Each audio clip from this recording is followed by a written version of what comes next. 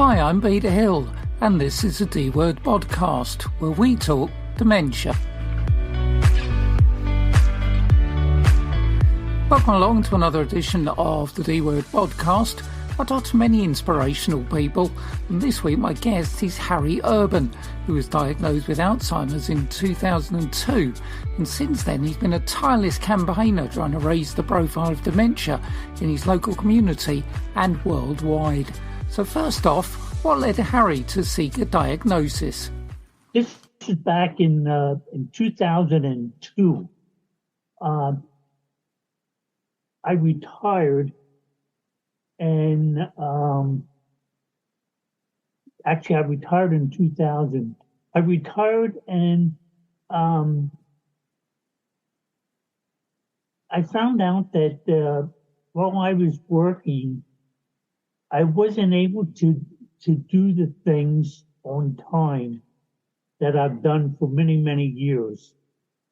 And I was fortunate enough to, our company offered an early retirement plan. And it was years of service and your age. And I took that opportunity and I retired. And after I retired, I found out that my problems were getting worse. So my hearing was bad, and I went to have my hearing checked. And my hearing was so bad that they thought I had a brain tumor. And they sent me for an MRI, a brain scan. And fortunately for me, I didn't have a brain scan, but they detected things, and further testing ended up with a diagnosis of Alzheimer's. I was fortunate that my hearing was bad, and I had that testing done. But I had no clue what Alzheimer's was. Now, I have a family history of Alzheimer's, and I remember my uncle, and I remember him in his late stages. And I thought to myself, my goodness, that's not me. So I was scared to death. So in my wisdom, I got on the internet to learn as much as I could about Alzheimer's.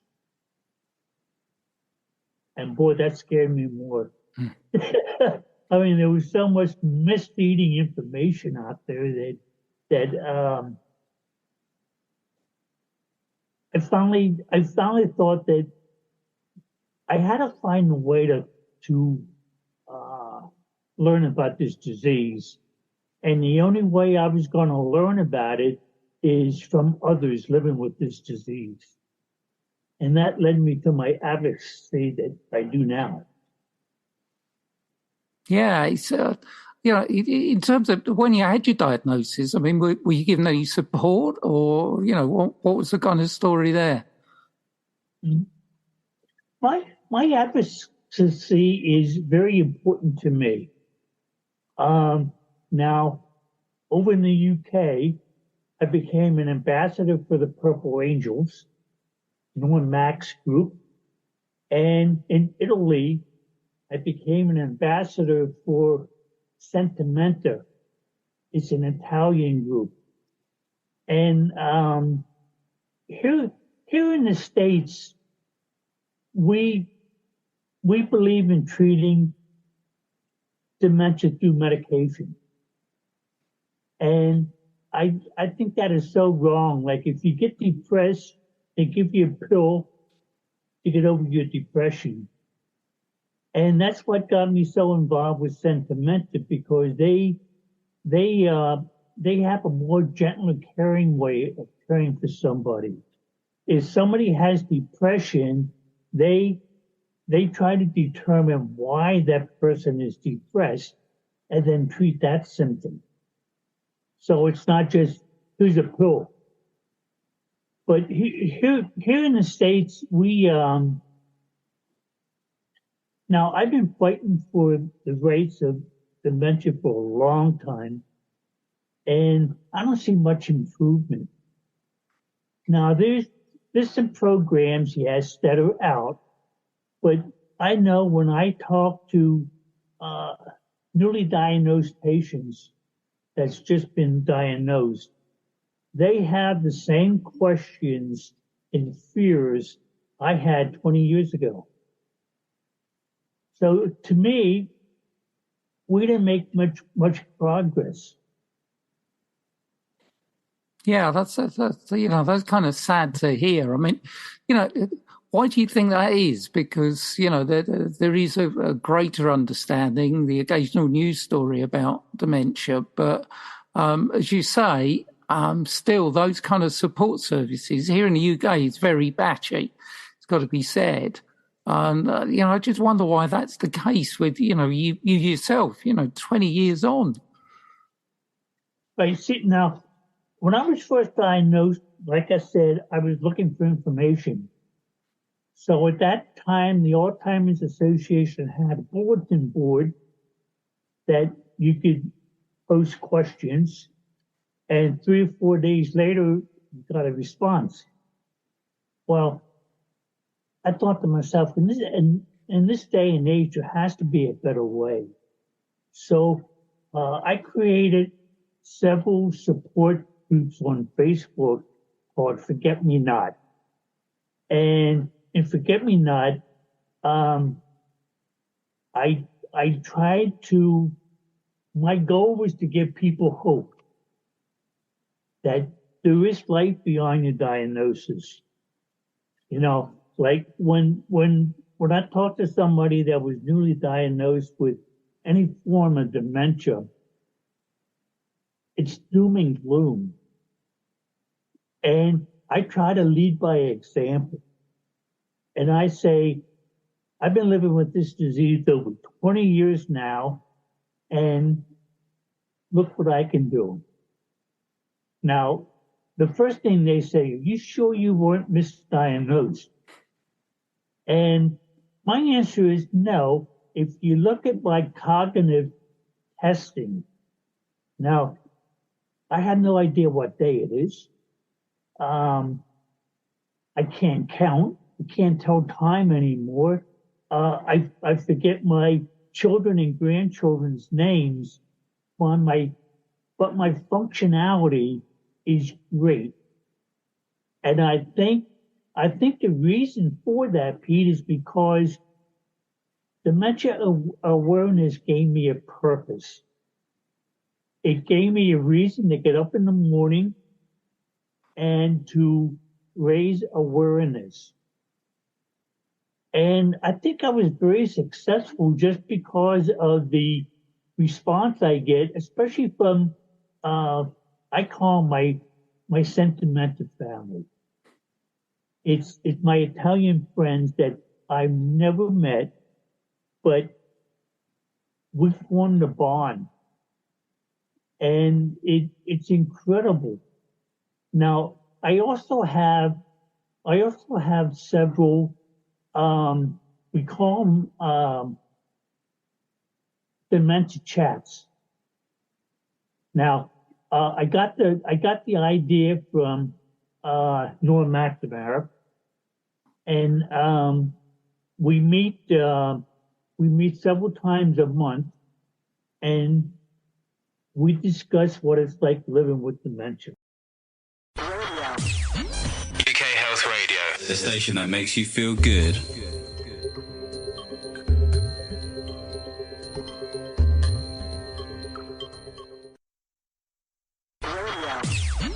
UK Health Radio, the station that makes you feel good.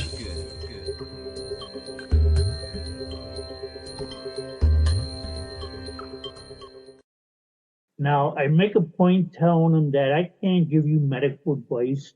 I can't give you financial advice. I can't give you legal advice because I'm not qualified. But I can tell you what it's like living with this disease and how you have to partner with it to live well. Yeah, I mean, we've Norm's a great bloke. We had Norm on the show.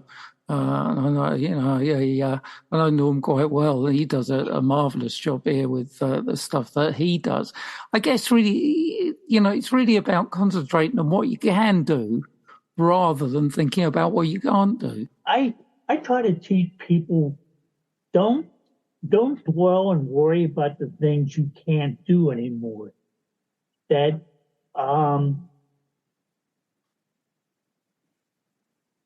try to improve the things you can do. Now, there's always the theory going around, at least here in the States, that people living with dementia can't learn new things. Well, I'm here to tell you that's not true. Now, I already told you of some of my shortcomings, but I'm always learning new things. Like my woodworking. I love woodworking, but through my dementia, it's unsafe for me to use power tools. So should I give up my love of woodworking? No. You find ways to do it without using the power tools. I mean, my goodness, back in the olden days when they made something, they didn't have power tools. So why can't we do that now? And I love woodworking, and it's funny because at the one meeting we had a member at a memory cafe that was so depressed with his depression, with his dementia. And I asked him, I said, what's the best, or what's the thing that you can't do anymore that you want to do? And he says, I love to go hunting. He says, I hunted since I was just a child, but I can't hunt anymore. And he says, I really get depressed over that. And I said, well, why can't you go hunting? He says, well, obviously it's unsafe for me to have a gun. And I said, yeah, that's true. But what do you enjoy the most about hunting? And he said, well, I enjoy getting out with my friends in the woods, walking in the woods. He said, I don't care if I get anything or not. He said, that's not important to me. I said, did you ever try going hunting with a camera? I said that you could have a friend that takes you out in the woods to make sure you're safe, and you could take pictures of the wildlife. He says, oh my goodness, Harry, I never thought of that. But that's what I try to do, Pete. I try to help people understand that you can still do things while living with dementia. Now, of course, you're going to have to adapt. You have to learn your limits, because now my days of skydiving is over. Although I never skydived before, but I would forget to open up the parachute, and that wouldn't be good. But there's so many things. I said, when you get diagnosed with dementia, don't sit on your sofa and wait to die. Find a hobby. There's something that you can do. And once you get involved in the hobby, you're going to find a passion for something. And once you find that passion, you found the secret to living well with dementia. Yeah, that's a great message.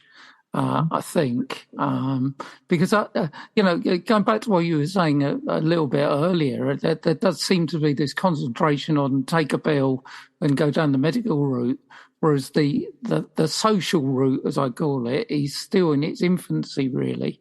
And I think one thing you do in your work, Norm does as well, is there is nothing like a lived experience. And actually talking to somebody, I don't class myself as an expert because you guys are the experts because, you are going through it. Mm-hmm. So you have to learn early on that you're walking towards a better life. And once you do that, you can accept your disease. You're not afraid of it anymore. And once you get past that point, then you can start paying back for this gift that you were given. And by paying back is by helping someone else. But the stigmas and myths that go with dementia is amazing. Now, I spoke to a person in India several years ago, and he was telling me that there was a woman that got stoned to death in her village because they thought she was possessed by the devil. Okay, now those things. Now, of course, we don't have that here in the States, but it's funny that they recommend having a card. Like if you go out for breakfast, the card says, "Please be patient. This person has dementia." So I'm the type I want to test out this card. I found out when you give the server this card, you will not get a second cup of coffee. She will not come around and ask you how your breakfast was. It's like, oh my God. Or if somebody finds out that I have dementia, now I do have cognitive problems that at times I have problems diagnosing and understanding what people were saying, so it takes me time. But if I tell somebody I have diagnosis, they either talk real slow or talk real loud. And I said, no, you don't have to do that. You just have to be patient with me. That when you talk to me normal, but give me time to process what you're saying.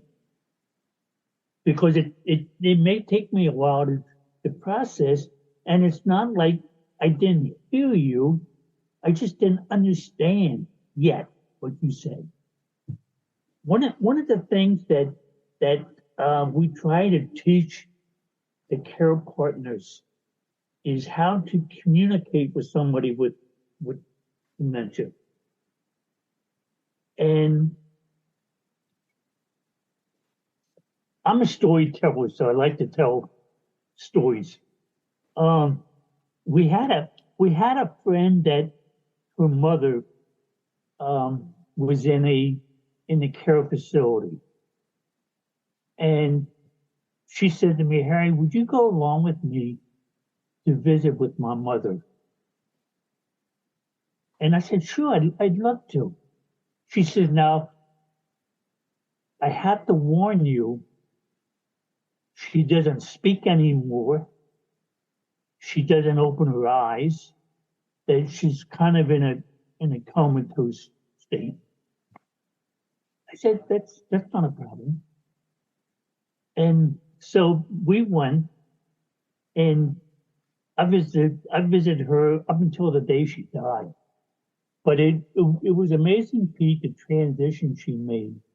That she was there. She heard me. She understood what I said. Because at the one visit, I said to her, I says, "I would really love to have a picture of me and you. Would it be okay if we took a picture?" And she started fixing her hair. And I knew I reached her. Well, after several visits, she opened up her eyes. She just stared at me. And I knew now her dementia was at such a stage that she no longer could speak verbally, but she would touch my hand or touch my face. Like when I went to visit, I would say hello to her, and she would reach up and that was her way of saying, "Hello, Harry, welcome." And what I do is I try to teach people body language. Now, we went through a period of, we thought that we could teach people that got newly diagnosed sign language, that as they advance, they could use sign language, like if you have a headache, or if you're thirsty, things like that, or tired, that they could learn that. Because I know people that are advanced, if they always say, "Harry, how you doing? Are you feeling okay?" Well, the more they ask me, the more, "Oh, I'm not feeling okay," even though I am. And do you have a headache? All of a sudden they plant the seed that I have a headache. And I say, never do that. And like, if you're having a bad day, don't go visit your loved one when you had a bad day. Because we mimic the emotions of you. Like, Peter, if you would come to me and if you would be angry at something, I would pick up those emotions. And all of a sudden, I would be angry. And I won't know why. But I'm also telling you, if you come in with a smile and happy, all of a sudden I'm happy too. Like at our memory cafes, I make a point that everybody leaves with a smile. We had we had one woman that I love her very much, but she was suicidal. She didn't want to live because of this disease, and her doctor requested her to come to one of her memory cafes just to check it out. And she said she walked in and she said, "What is wrong with these people? They're laughing, they're having a good time. Don't they know they have dementia?" And I told her, I said, "Give it time and you're going to become one of those people." And it was like day and night. It turned around and she learned to accept her dementia and she found out ways to live with it. Quit fighting this disease. You're not going to win. You're just not going to win. But if you work with it, you can live a happy life. Yeah, and I think, one of the things I've found is that people find it hard to accept laughter and a sense of humour in the world of dementia, whereas I found it incredibly powerful when I was working with my groups, because I've never laughed so much, to be honest. The days I spent with them, because it was full of fun. But that's why people. The first question is, should I tell my family that I was diagnosed with dementia? Now, that's a tough question to answer because on one hand, I think yes, you need the support and love of your family. But on the other hand, I know through my own personal experience that when you tell your family you get rejected. I have sons and daughters that haven't spoken to me in years because of my dementia. I have family members. I have a brother that stopped talking to me, and we used to have breakfast together once a week, and we stopped doing that. And I finally asked him, I said, John, what's the problem? Do we have a problem? And he says, Harry, I want to remember you the way you were. I said, well, that's the most serious thing I heard in my life because I could live 20 years. Are you going to kill me for 20 years? But most people don't want to handle the emotional side of it. They don't like some of my friends now, they know me and they know how open I am about my dementia. You know, I've been speaking about dementia for so long that nothing bothers me anymore. But a lot of times people are walking on eggs because they don't want to upset somebody living with dementia. And you know what? I'm telling you, we pick up on that. We know that emotion, you know, and I know if somebody's a phony or not. You know, like somebody, Harry, how are you today? Well, you know, first thing that comes to my mind is, do you really care or you just being polite? You know, and that's a hard thing to get over. But see, Pete, that's the thing I'm saying that we have to have more programs to teach that. Like another example is we have to teach people how to handle eating problems. Like there was one woman, she came to a memory cafe, and she said that she has trouble feeding her husband. That he won't eat. I said, well, can you demonstrate to me, pretend I'm your husband and show me how you feed? And she said, yeah. And she went, and I overreacted, of course. And she said, yeah. I said, no. You can't do that. So I showed her a technique where you put the spoon in his hand and you take his hand and you help him feed himself. You know, little things like that we have to teach people. And I know very few programs that do that. In fact, at my memory cafe, I created a book on tips and suggestions on caring for someone with dementia. And inside that is like tips on feeding, tips on if your loved one becomes aggressive, what to do. You know, all kind of tips like that because there is no book. You know, trust me on that. There's millions of books out there with dementia wrote by people that never had dementia, so they have no idea. They only know what they know.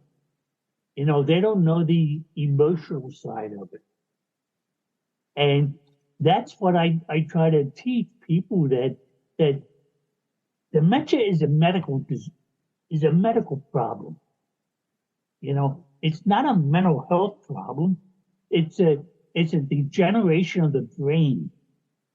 And I try to teach them your brain that in fact I'm making models of a brain. Now, that's the one here. Now this is a bad one. I'm making a new one.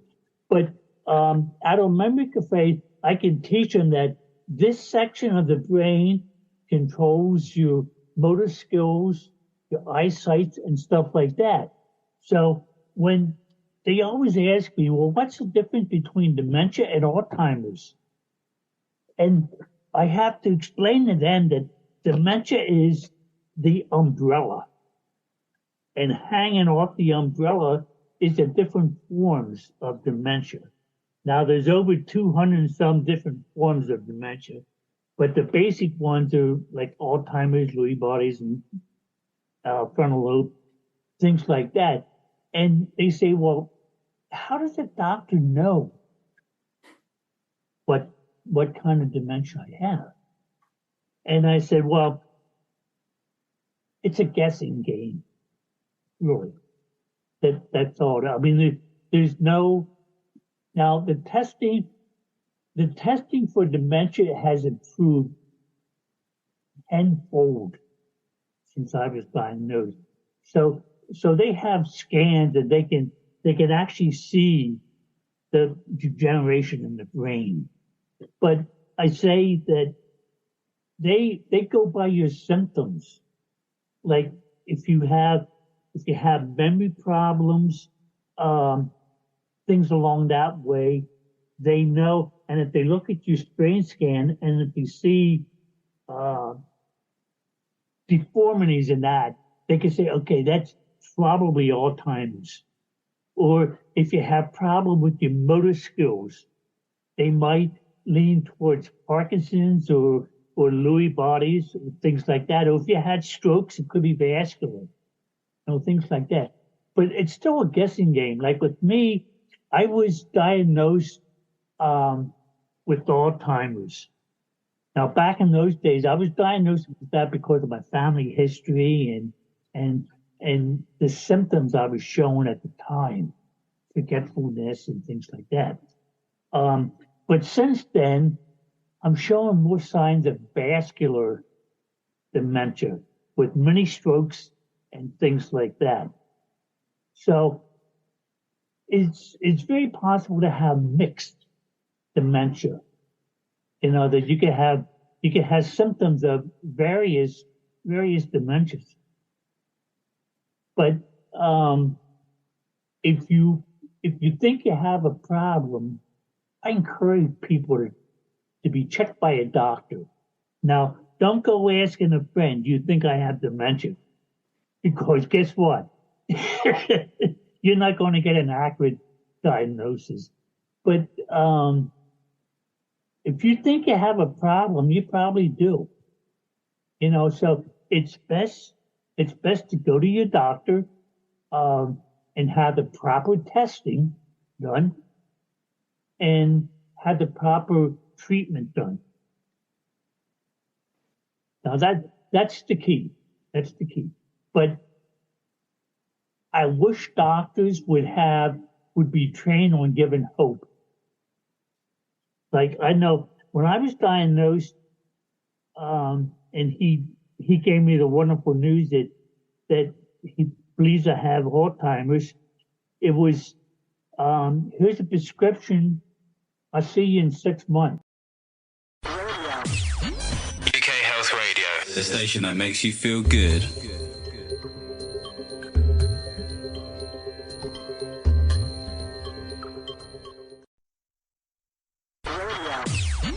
UK Health Radio, the station that makes you feel good.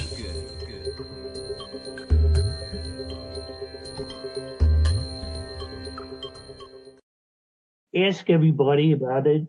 How are you dealing with this? And they might get 4 or 5 different ways of dealing that suits them. So I always say what works for me may not work for you, or what somebody else recommends may.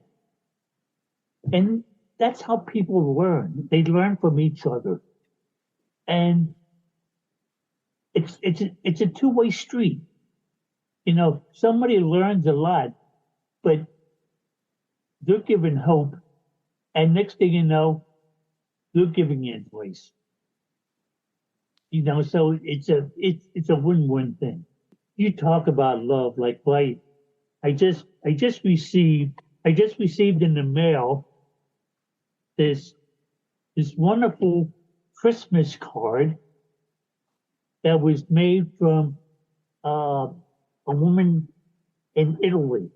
Now, in Italy, I'm like a poster child. They have little plaques on park benches with my name on it that's giving hope. Things like that. Sentimenta has courses they teach, and a lot of that is through my philosophy on living well with dementia. Yeah, absolutely. I mean, I learn a lot from talking to people like you, which is great. Sadly, time is fast approaching an end for us here. Thank you so much for being your guest. Please carry on with the stories. I love people that tell stories on the show. And, I wish you all the best for the future. I think you're doing a great job.